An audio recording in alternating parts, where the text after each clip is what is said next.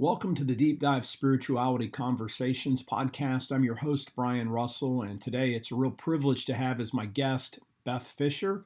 Beth is a longtime corporate consultant, motivational speaker, and life coach. She has really powerful lessons that she's drawn off her own life as well as off all the different persons that she served over the years. She's a cancer survivor. She's a marathoner. She's the host of the Remorseless podcast, and you're going to love this conversation. I highly recommend her two books, Remorseless, Learning to Lose Labels, Expectations, and Assumptions Without Losing Yourself, which is part memoir, but also has some deep coaching and lessons in it for us, as well as a workbook that can be a standalone that helps you take actionable steps to find your truest identity so that you can thrive and flourish in the world. You're going to love this conversation, so let's jump right into it. Hey, Beth, welcome to my podcast. Hey, Brian, thank you. I'm happy to be here. I'm super excited to see you again. Yeah, it's really, really good to hang out. Well, thank you. And you want to talk about your kind of memoir coaching book, Remorseless, Learning to Lose Labels, Expectations, and Assumptions Without Losing Yourself. Fantastic book. And so having read your book, this might just be the only question I ask you, but when you kind of look back over your spiritual journey that you've had, what would you say if you're just going to lay out a brief outline? What would be the key moments if you're just going to pick a handful that really shaped you so that today, here you are, we're speaking together, you're now a coach, consultant, and you're an author. So what would you say were the key moments in your journey that's led you to today? Yeah, so there were a few. And I would say, well, I've always been inquisitive. My favorite question still to this day on the planet is why? Why does that matter? Why is it like that? Why do you think that? Why is that okay? So as I joke, came out of the womb asking those questions. And as you can imagine, it was off-putting to some people who didn't have answers or didn't want to spend time. So those were my formative years. I was on the receiving end of a lot of that. We're not going to talk to you. It doesn't matter. Stop asking your questions. The older I got, the turning points and the key moments for me really stemmed from the hypocrisy that I would see. I would learn things. I'm very familiar. I grew up Catholic, very sentimental, very familial, very ritualistic, like that mattered to me, going to mass every Sunday. And I had that part down, but I always wanted to know why. So if we're going to talk about Jesus, why? What did he do? What, so on and so forth. It was very rooted very much in legalism. So I am a rule follower. I say that loosely. I don't like rules, but if there are rules to winning, as an example, or if there are rules to be followed because an authoritative figure says so, I'm all in. Hypocrisy was what sort of really led me to those key moments. I would hear things like "thou shalt not," and yet those who were saying it did. Is that okay? How serious can they be then? Heartbreak for sure was something that got me there. Divorce was another key moment. And when I was almost 25, I was diagnosed with leukemia. They said there's no cure for this type of cancer. You're not going to make it. You're going to die. I thought that was punishment for divorce. That was what my theology to that point in my life, that's what my ears heard. So those were the really big ones for me. Yeah, and so when you have the book Remorseless, it's so interesting as a title, and I know your podcast has the same title. And I remember seeing that, thinking that's really interesting because you're a Christian, and when you hear remorseless, you always think of that'd be like something like a criminal, like I don't feel guilty about anything I did. I have no remorse for my actions. So it seems interesting as like a spiritual label. I mean, obviously I read your book and I love it, but that seems kind of like almost a controversial title. So what does remorseless mean for you? And again, for those of you watching on YouTube, you got remorselessly biblical right over your shoulder, which seems really funny too. So talk about that word, why you've used that for your podcast and your book and your workbook. Well, I think you nailed it when you said controversial. So again, sort of came out of the womb, very, very controversial as well. Or at least that's how people projected, thought that I was. And I to this day, love to be around people who question. I don't view people with different thoughts and ideas and upbringings and experiences as controversial. I view those folks as interesting. Tell me more. Tell me what I don't know. So as I was writing the book, I didn't really have a title for it. And it just sort of unveiled itself. Because for me, it is all steeped in guilt. Mm. Choices that I have made, bad decisions that I have not really thought through, the shoulds of life come from a lot of guilt. And so that's why when I coach, I really start to deconstruct individually because I had to deconstruct religiously. Mhm. For me, religion ruined relationship, although it took me a lot of years to say that because I always equated religion to God. I am questioning, therefore I must not be a good believer. I must not be a real believer. This is what believers should do. And I would always say to myself, my inner dialogue, I'd be sitting in mass in a pew, I'd be listening to Father preach, and I would have thoughts that a teenager thought. And I would say to myself, well, if this is going to damn me to the pits of hell, but God knows what I'm thinking. He made me, but he knew me before. It was very confusing for me. Mhm. And remorseless, the word itself means without guilt, in spite of wrongdoing. Once we accept, yeah, we do wrong. Find me one person on the planet that has not done wrong, made a bad decision, not understood something fully, not vetted someone or something, to the level that was able to be done. We are human beings, right? This is why Jesus came. So if we can accept that, if we are believers and we say Jesus died to pay the price for our sins, well, therefore we by default must be sinful, doesn't mean we skirt the system and say, well, it's already done and paid for, therefore I'm just going to go out and do whatever I want. That is what spiritual transformation means. Once you understand that story further and have the acceptance, you just want to do better.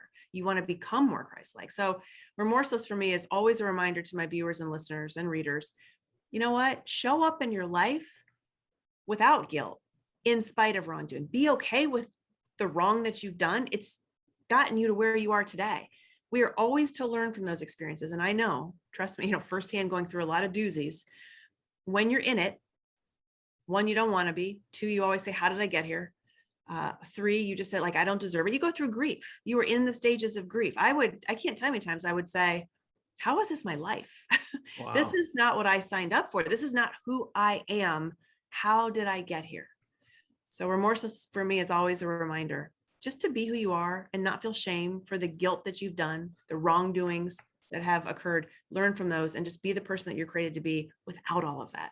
Oh, that's awesome. Yeah, I really, I love your answer. And I just want to read two little brief sections out of towards the end of the book. The first section is like from 205. It's the second to last chapter. Then just read, I want to read the very conclusion just to give people a sense of kind of where we're going to try to go. You wrote, just picking up what you just said, for all the times I stayed trapped in guilt, for all the times I hid the honesty of who I am, for all the times I said I'm not a very good Christian, I now finally understand there is nothing more for us to do other than show up as our authentic, messy selves and have a real relationship with God. Doing so will bring about the most profound sense of freedom you can imagine. You'll no longer walk into a room and wonder if you should be there. You will no longer wonder what others are whispering about you. You will no longer feel the need to conform to beliefs about yourself that are untrue. You will no longer settle for less than you deserve, and you will no longer, under any circumstances, need to hide. Instead, you will be free to show up and walk out of the rest of your life exactly how you were created to, remorselessly. Love that. Then just to bring it home, this is the last paragraph, essentially. The real you is perfectly enough. God made your authentic self exactly as he intended. He expects you to be amazing and assumes you're wonderful because you are. As you continue on your journey, may you always know and remember there is only one name tag that matters: loved. That's one label that no one can ever take away. And I mean, that's awesome. And I think everybody's listening is going to say amen. And, and obviously you're not trying to argue that there aren't literally wrong things to do and stuff like that, but you're basically just trying to say at a deep existential level, we have to get to the point where we accept the fact we're unconditionally accepted and that there's nothing that we can do to alter that one way or the other and just be 100% loved. And, the phrase, I mean, maybe this is Ohio phrase. I always like to say, become the person you're created to be. And I noticed that's exactly, I mean, when you signed my book and you wrote that, I'm like, well, that's really funny. That's exactly probably what I might actually sign. So that may be a Northeast Ohio saying, but it's so true, right? Being the person we're created to be. So how do we get there? You start off at the beginning and you talk about two words: forgiveness of yourself and then dealing with the God word, right? So how do those two things, how does forgiveness and just God as God is, how are those both stumbling blocks to getting to where you end up with? I mean, so how do those keep us from living remorselessly? Yeah, well, I love the question because I think so many of us, whether we've been brought up in the faith or not, quite honestly, because I am a believer that the Holy Spirit is indwelling us. And I remember from a very young age, I had sort of questioning, like, what if there was nothing? I had big existential questions, like at 3, 4 years old, had Wow. nothing to do with intellect. It was just this gnawing of, I really think we all have that. And so regardless of the faith or religion, or if you went to church, didn't go to church, all those things, there is something that says, I have self-condemnation. Yes. We get in our heads because somebody on the playground said, you're stupid. You don't matter. You're a terrible athlete. You are ugly. You pick a label, pick an adjective. And so we hear those words out of the mouths of people that are also questioning the same things that we are, but yet we haven't come alongside each other in the world long enough to actually be, allies. And so what happens is we hear that and we start to condemn ourselves without understanding fully what the real question is. Mm-hmm. And so it's a matter of, why am I stupid? Why am I ugly? Why am I fat? Why doesn't he or she like me? Why am I fill in the blank? And today I can say, in retrospect, having, lived enough life, why did I even entertain that? But the thing is, we all do. And so what we've got to do is get to the place in life where we have people who then say the opposite to us enough times, right? I say it in the book. When we hear things enough times, when somebody, perhaps a wrong marital partner, a wrong parent, not wrong parent, right? We have parent, but somebody who is loving us unconditionally tells us something enough times, we begin to believe it. We begin to say, well, if this person is supposed to love me unconditionally, then what they're saying must be true. Therefore, why am I so, again, fill in that blank? And the self-condemnation is the thing for me that had to go first. And that was the hardest thing to let go of, because I am such a performer. I am such a performance-based acceptance person. This is embarrassing to say, but after a divorce or two, when I would finally sort of say, okay, I'll go to dinner. You can't pick me up. I'll meet you at a restaurant, but fine. I guess this is a date, whatever this is. I really just did not understand how to be in a relationship because I was in my head thinking I didn't deserve any decent treatment. Mm. And it took early 40s into my early 40s. And therefore I also had guilt of, why am I not picking up on this more quickly in life? Like, look at these 25 and 30-year-olds who have these rock solid marriages. And then we go down the whole comparison trap conversation as well. So all of the externals is what I'm saying. It's all of the external noise, all of the external comparisons, all of the things that we think we know based on what our internal narratives are saying and have always said, that we have to just quiet. And to do that, as God says, right, be still and know who I am. So that's when I finally went back to school and studied, okay, who is God? Because the God that I thought I knew as a Catholic girl was just an angry God all the time. I could not perform well enough to get God to love me, right? That was my task. Well, if I get one more A, if I say one more Hail Mary, if I don't do certain things that I was doing as a high school board girl, precocious in Northeast Ohio. I mean, if this, then that. I talk about that in the book too. It's very transactional. That's not the definition of unconditional love. So when I coach, I often, there are folks that come to me and say my relationship, or even perhaps like an organizational structure at work. My boss is nicer to me if I sell more. My boss is nicer to me if I am on time. Like if then, right? I had to really undo societal expectations. I had to question at an even deeper level, which meant for me, I had to really stop being around people as much as I was. And that's hard for me. I'm an extrovert. I love people. And now what I do is when I'm in those circumstances, I still question, I still have very deep conversations, but I do it from a place of certitude, of saying, I got it. I'm already accepted. There is nothing I can do. It's pretty narcissistic too, to think we have the power to make God do anything, right? Like, well, if I do this, then God will, like he's going to listen to me, please. Once I understood the story and the narrative was, so I, went back to school and studied who God is, his character, his nature, looked at it from different angles, looked at it from different spiritual practices, just really understood the thread of 66 books of a story. Had somebody in Catholic Church told me this thing was a story, I may have read it sooner. I didn't know. I thought that the Bible literally was alphabetized, a very literal black and white thinker. Say 10 Hail Marys, great. I will literally say 11 and I'll get saved extra. That's how I thought. And I think we all go through, as our human existence, the feeling of, it must just be me. Certainly I'm the only person who thinks this way. And then we have this level of guilt and shame and embarrassment that rises up, and therefore we don't talk about it. And I think today, right, in 2021, thank goodness, and it's been coming, it's long overdue. We talk about, the every 500 years and the schisms and all the things in life. But I think today we are now hearing and being a part of a much longer and overdue conversation. And it's hopefully not going to stop. And so I'm a big gender equity person. I'm somebody who really says, finally, I feel heard. I was asking these questions at age 4, 5, 6, 7. I'm 47, 47, 48, whatever I am, but a long time. And now I think we find this safety in numbers. There's safety in numbers. When people say, me too, I thought the same thing. This is what my church taught me. This is how this person hurt me. This is what I thought, me too. This is what happened to me. We share experiences. Experiential spirituality, to me, I used to be told, was not allowed. That is not what God says. This is what it says. I can read, but I could not apply.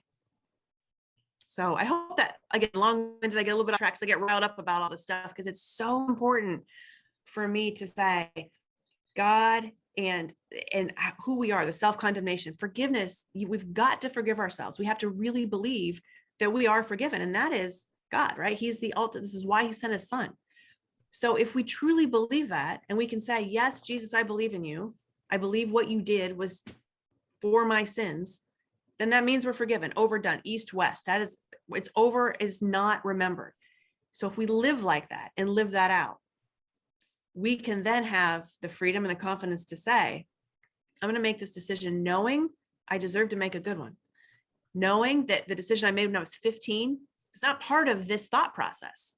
It's not going to be a stumbling block for me anymore, because I made the same mistake multiple times, just to be sure, I guess. But, overachiever. But the thing is, it's like, when we do that, we have to say, my mantra now, my narrative is, no, don't go back there. That is not a part of this conversation. That is not a part of this conversation, this decision, because that is not who you are today. It's a part of your story. It's informed your character today, but you've always been this person. Now you are authentically showing up and leaning into that. And when that happens, it's just freeing, because you don't owe anybody an apology anymore. Not a church, not a parent, not a former spouse, a present spouse. You just don't owe anybody an apology for being who you are. That's the most freeing gift we can give ourselves, because that is exactly what Jesus gave to us. That's so powerful. So as a coach, and again, when you read your book, you just have, you're so transparent, and you share your positive things and your negative things. It's all there. So it's really remarkable. So you've had a chance to process the past, and now it's a narrative that, ends up with like those paragraphs that I read.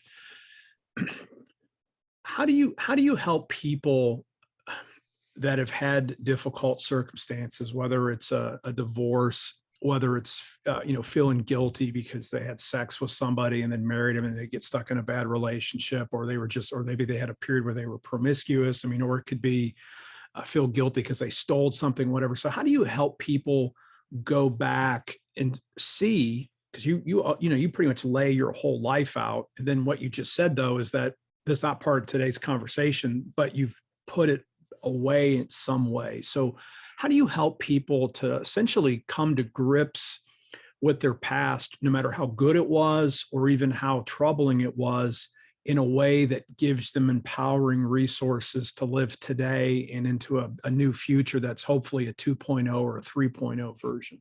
Yeah. Well, part of it is when I went and got a certification in coaching, it substantiated for me that the way that I go about things just by default is an actual way to coach, which is powerful questioning. Mm-hmm. Really helping people answer difficult questions. I was always the girl. This is why I love Barbara Brown Taylor, right on her website. It's like, I'm the person that says things that other people won't, or I shouldn't, or whatever. I'm always the person that asks questions that perhaps other people, including the coachee, is thinking, but they're afraid to ask because they don't want to answer. And so for me, when you create a safe enough space to do it, that's first, it's all about relationship. Mm-hmm. Which is why I think a lot of us cower from God, and we're not in a really authentic relationship from God, because we don't want him to see us fully, much like in a counseling session or a coaching session or a relationship for that matter. We don't want the person to see us fully. And yet we know God does. We can't hide. We can't outrun this. So I just sit with people long enough to say, what rendered you stuck? What was the first thing that you remember as a child where you felt shame? It's almost like that Eden experience. Now we can talk about whether the Garden of Eden was metaphorical or etc. But it's the experience where somebody feels something for the first time that's a new thought of, I'm not good. Yeah. And they didn't really do anything wrong, but that feeling envelops them. So I say, take me back there. Let's start there. And it's not so much like a counseling session, because trust me, I'm the first person that'll tell you, I ran from counselors forever. I'm like, I'm not sitting on a couch and paying you $120 an hour to hear stuff I already know. Thank you. I already lived it. Okay. I've changed, right? Spiritual transformation and growth happens over here too. So I can't be that hypocrite who's coaching people not doing it. I do that.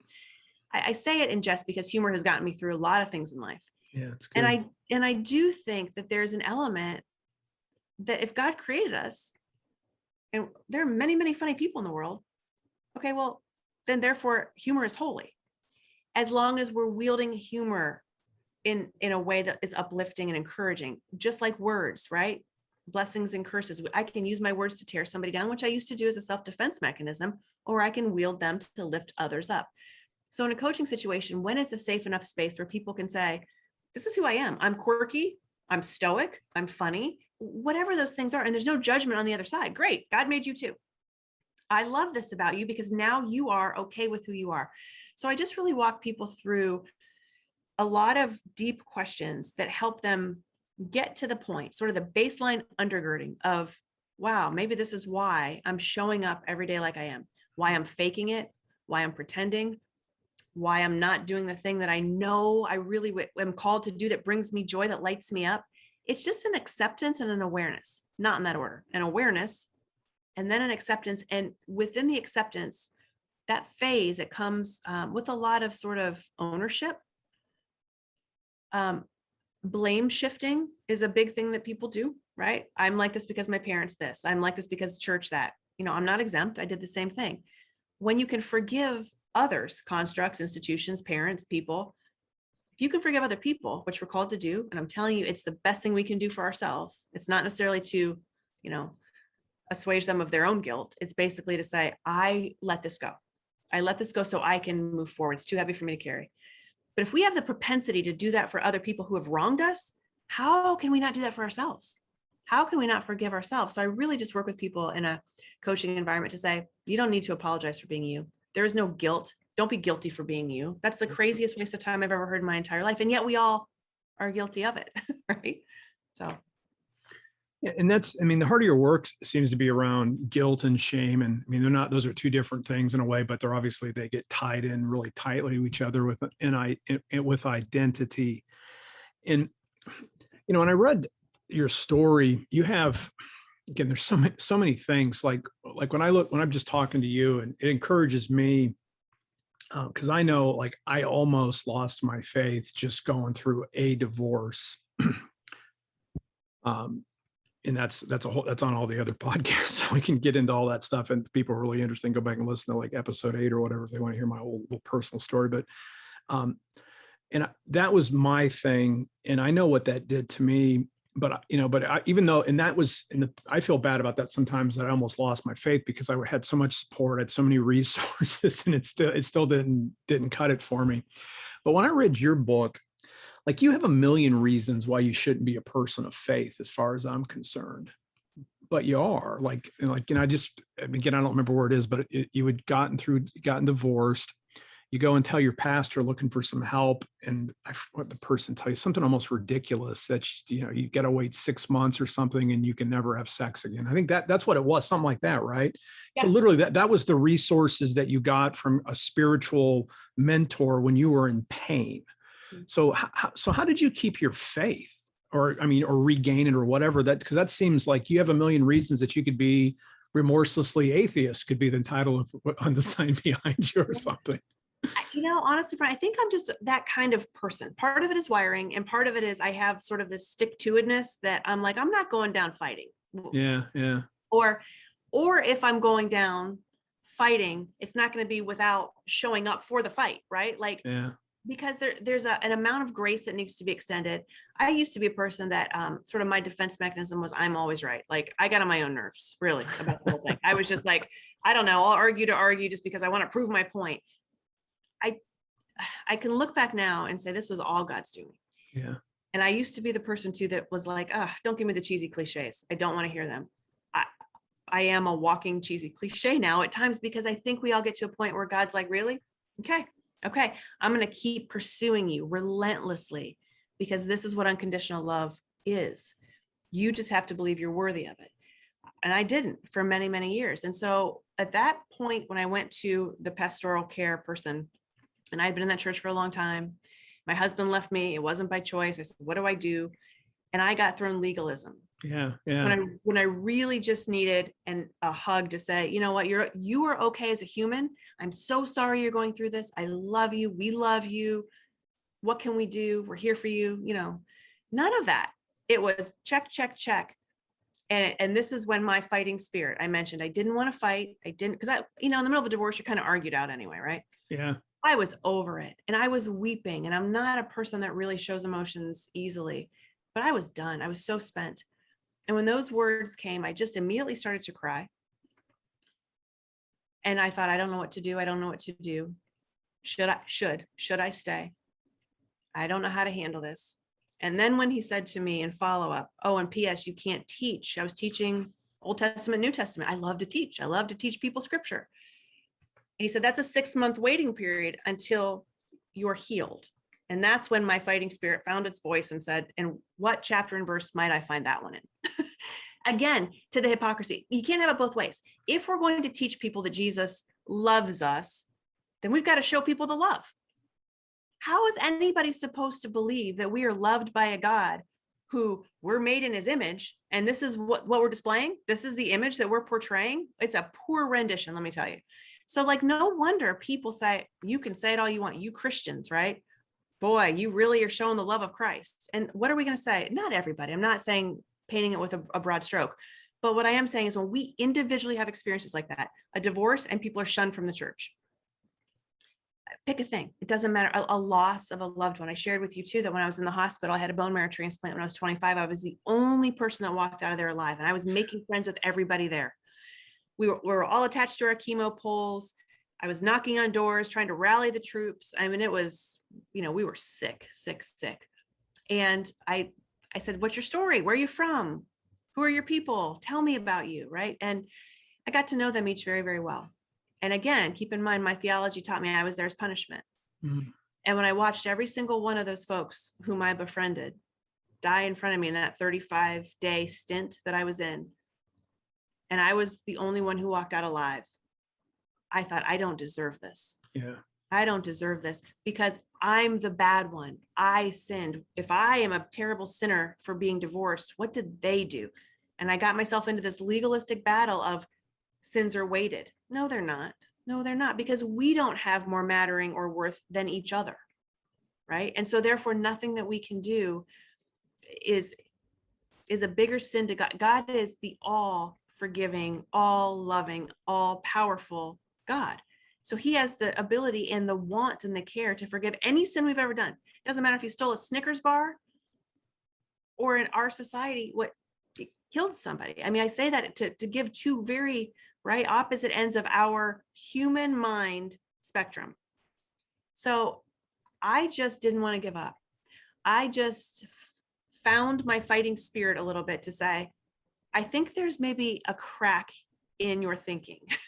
There might be hope for me. if that was a clear violation of my black and white thinking, like, you can't do this, you're terrible, this is how Jesus is going to see you, and P.S. you can't teach. When he said those words, I found my voice and I thought, this is maybe a loophole to say that maybe this other stuff isn't exactly right either. That's what did it for me. If what you're going to say to me, I know is not in the Bible, then maybe your interpretation of what you're telling me over here isn't exactly right either. So let's explore that a little further before I just call myself a terrible, no good sinner loser and God hates me. It's wrong. It's the wrong thing to do for ourselves. And so I just am a constant encourager of people to say, I know right now in this midst of a life transition, of a loss, of a decision, of something that happened to you that you had no ownership in, no agency, no say so, this too will pass. It's so hard in the moment to believe it because we think we deserve it. We think we're worthless. We'll never get through this. We'll never overcome.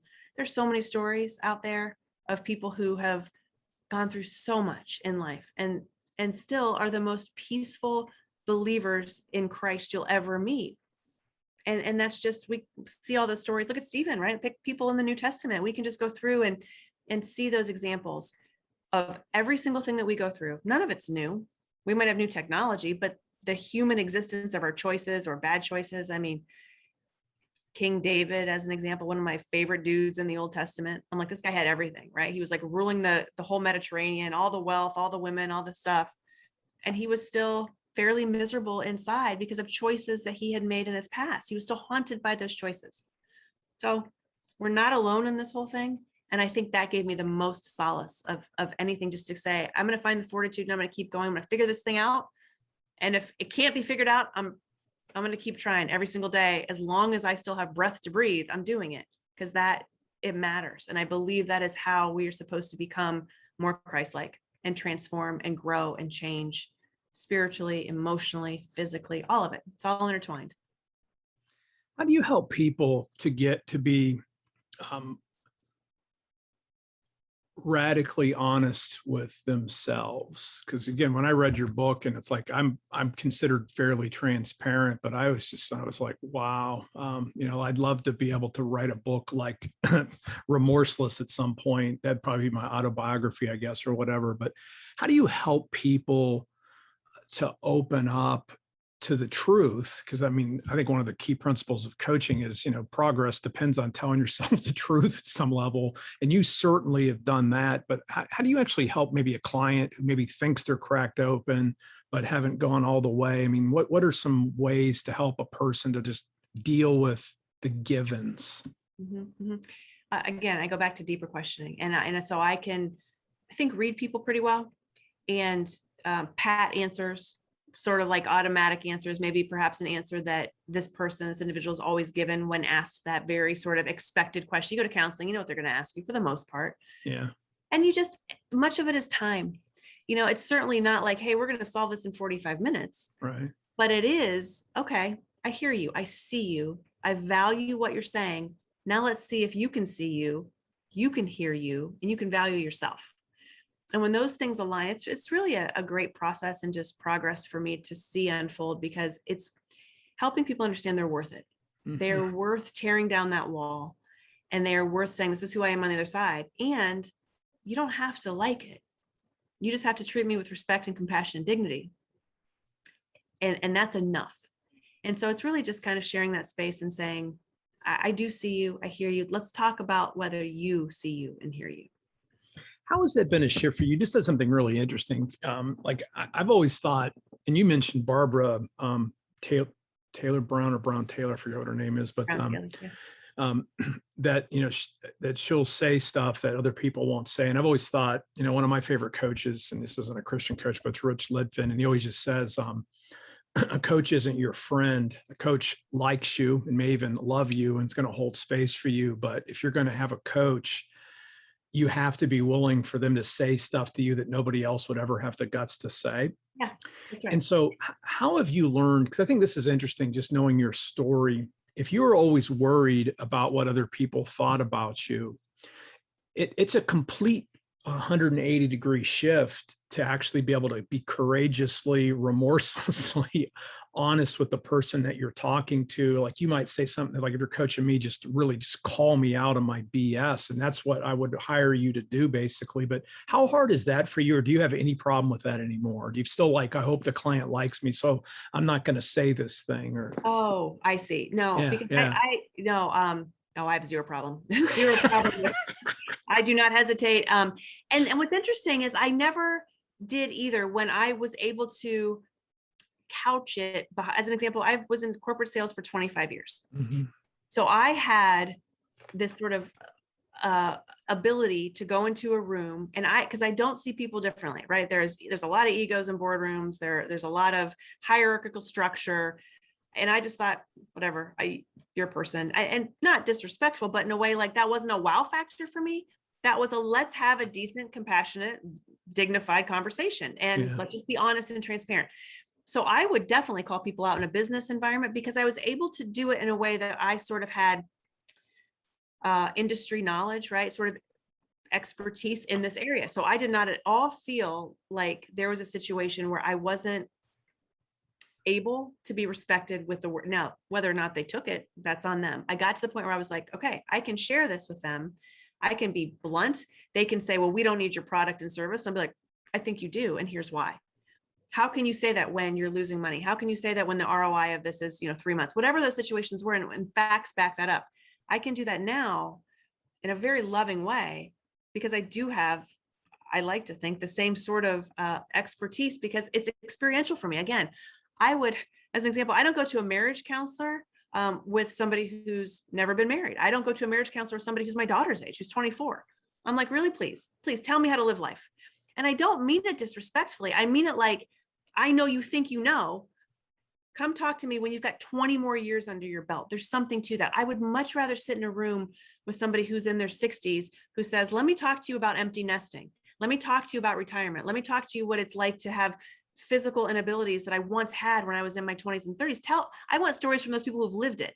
Yeah. I've lived that. And so for me, coaching and pouring into somebody, it's not from a place of, I'm just going to rain down my authority and tell you. It's, I know what you're going through, and I remember how it feels. And I want to share that with you in a way so that you can't try and pull one over on me, because I've been there. That's good. Yeah. And I think I can keep this going for a long time, but I want to start moving towards a conclusion to the conversation here. One of the big things that jumps off the book, out of the book, is labels and how problematic they are. So I'm sensing a lot of your coaching is for people to sort of deconstruct their own labels. And so I just want to leave that kind of open-ended question. How do labels relate to identity, guilt, shame, and talk about, because some of the best parts of the books are and it's a recurring theme. You're always going back to the things we say about ourselves or what other people say about us. So what role do labels play in our guilt and shame and identity? Yeah. For me, that's the biggest role. It's a matter of, what have we heard and what have we believed? And therefore, what have we done operating wise, believing those things? Mm-hmm. So what I say, a lot of times people say, well, I can't believe I got in this situation, or I can't believe I decided that. I can't believe whatever it is that they're going through. I don't know how to make this decision. Should I make a career change? Anything to do with like a life decision. I will say, well, let's talk about why you think you aren't this thing, this label. They're words. And so once I started to transcend the idea of the label itself, and we peel that back and basically just say, where's this coming from? Let's start with that. So it's a matter of saying, you have the right to make this decision. You have the right to forgive yourself. If you want to quit this,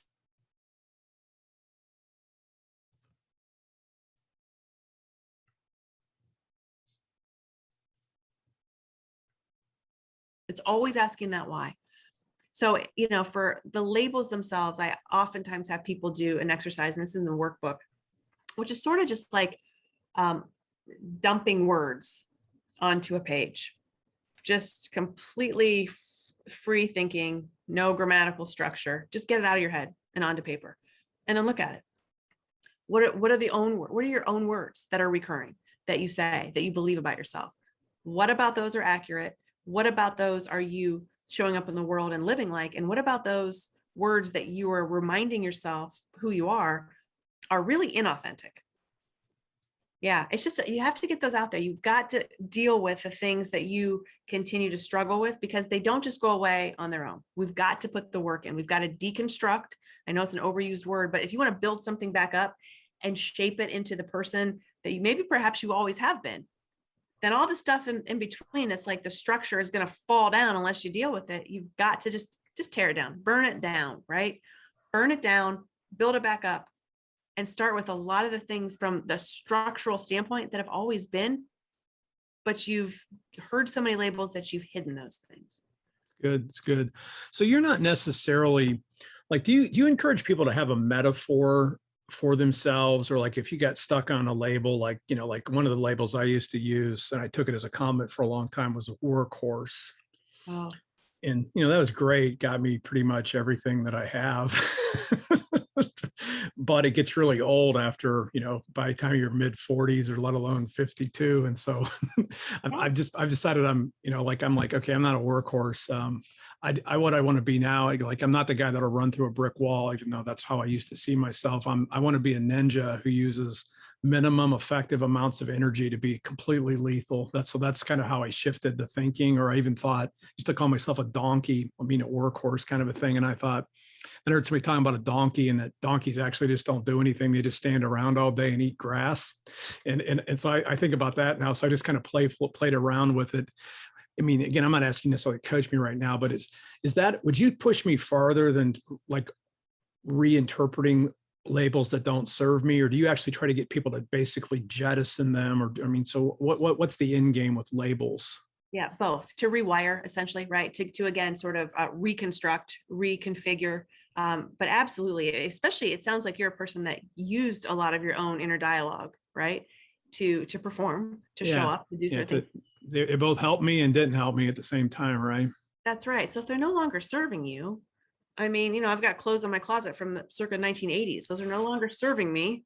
I'm like, they will serve something else, a different purpose. So we've got to repurpose, because if we are saying that we are growing and being shaped into the people that God created us to be, great. But if we're moving forward in that capacity, then why are we still stuck back here, right? With the same old mantras, the same old inner dialogue, and the same old self-talk. That's no longer serving us a purpose. It's not on the same trajectory as our growth, our spiritual growth. So I do help people. And I do have my own mantra. I think, too, I'm a marathoner. If I don't have a mantra in my head, it's hard to get through.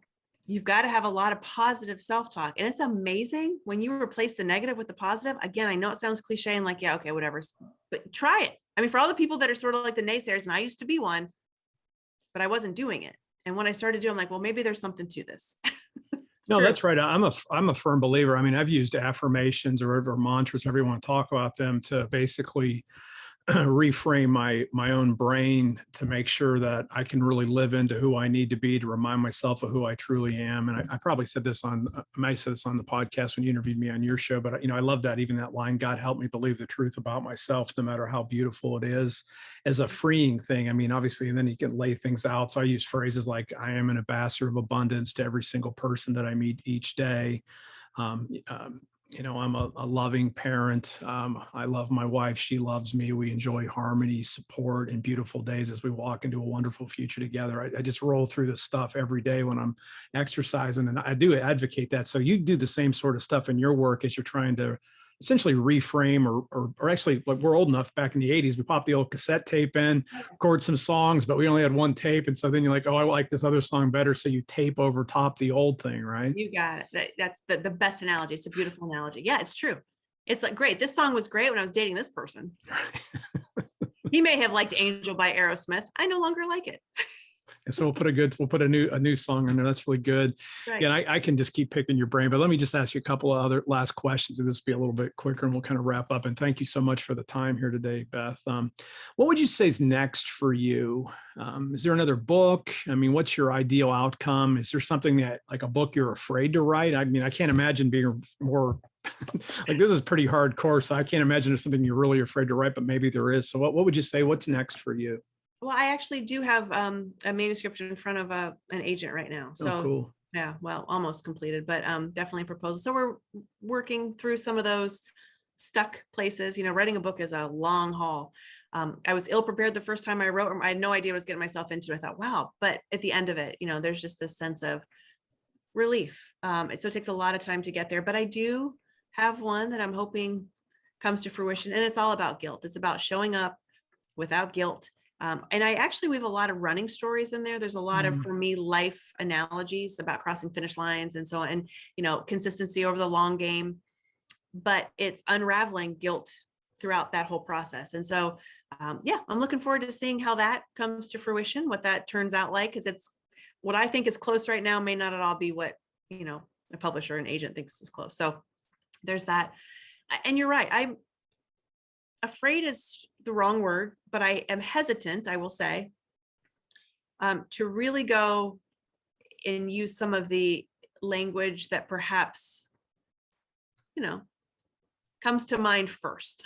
Let's say that, right? So there is something to, I love prose and I love really weaving a good story, but sometimes I have very off-color humor. So to answer your question, what am I afraid of writing? Probably that. But to me, I have to wrestle with that a bit because I do have both sides. I'm the girl, I think I've shared with you, who will tell everybody, I don't think you're going to hell for saying the word hell. I think that if you edify, I think if you lift others up, I think if you use your words to encourage, that, once in a while, some off-color humor is not going to be the end of the world. It's good. It's good. And what does a typical day look like for you in terms of kind of formational or formative practices that allow you, that would fuel you to thrive and flourish as you do your work for the Lord?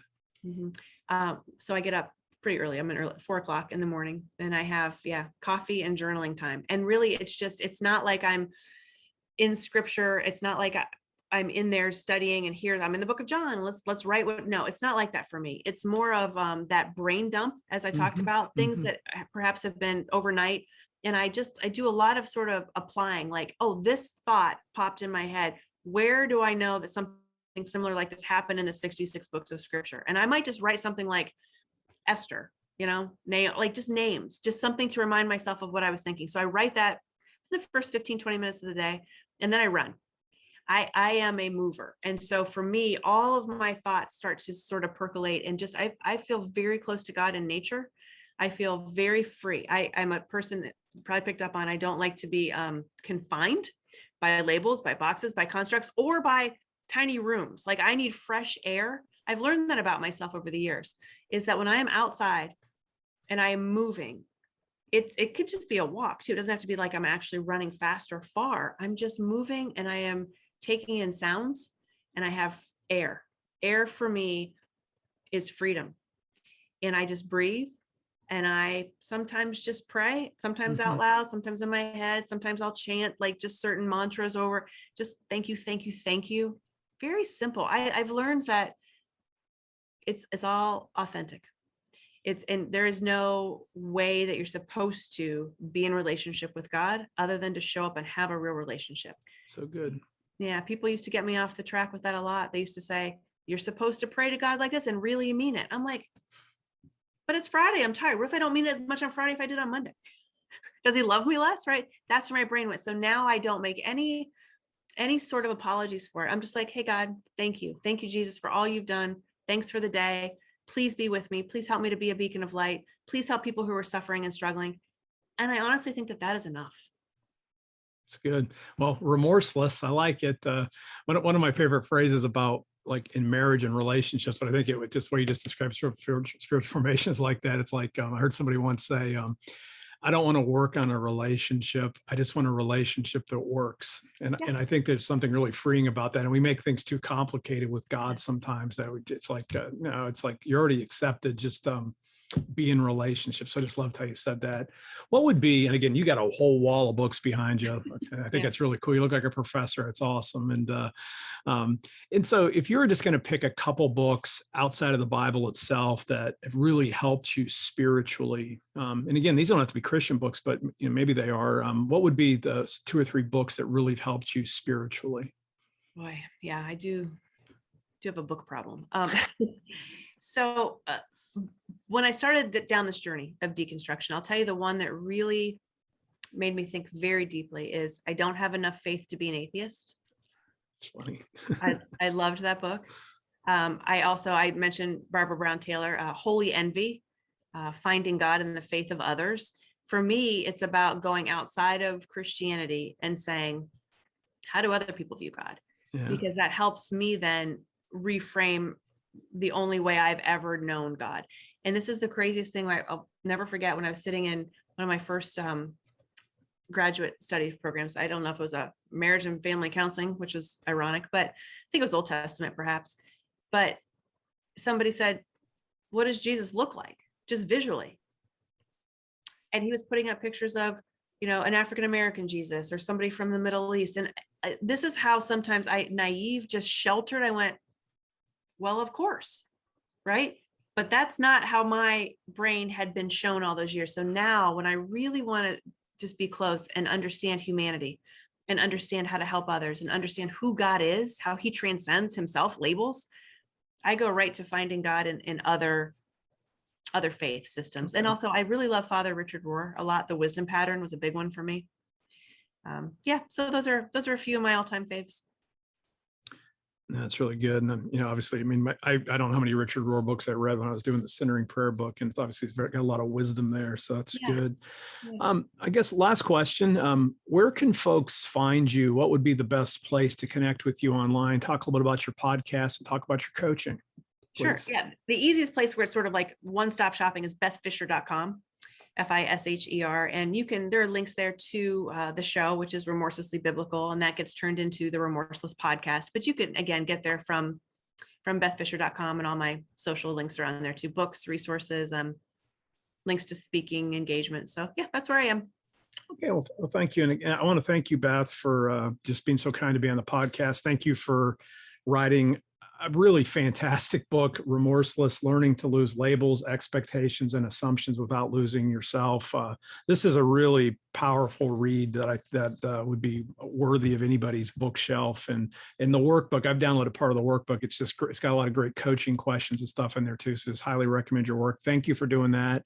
Thank you for showing up so powerfully and hanging in there when maybe other people wouldn't have, and then coming on, and then just sharing your story so transparently. That's one of the things that's really refreshing about just speaking with you a couple different times, is you don't always meet people that when you meet them, you just kind of get a sense that, okay, this person is exactly what they appear to be. And I think that's really cool. And that's a real compliment to you. So I'm grateful for the work that the Lord's done for you and for yourself, simply opening yourself up to, as you would say, becoming the person that God created you to be. Yeah, thank you very much. I appreciate all those kind words, and I love hanging out with you. So it was very nice to just be a part of all this. So thank you too. Well, thank you, Beth. And thank you, everyone, for listening all the way to the end of this episode of the Deep Dive Spirituality Conversations podcast. Until next time, live by faith, be known by love, and be a voice of hope in the world. Thank you so much for listening to this week's episode of the Deep Dive Spirituality Conversations podcast. If you found this episode helpful, would you please share it with friends through your social media networks, as well as leaving a review to help other people find it? If you're interested in any of the resources mentioned, please check out the show notes. And let me again remind you, if you're interested in contemplative practices, my latest book, Centering Prayer, Sitting Quietly in God's Presence Can Change Your Life, is now available in paperback or on Kindle. Recommend ordering it off of Amazon. If you want to do a large order, I would reach out directly to Paraclete Press. Ask for Sister Estelle, and you can get some deep discounts if you're interested in buying, say, any quantity of at least 3 or more copies. You can get good discounts directly from Paraclete. Thank you so much for the privilege of serving you, and we'll see you next time.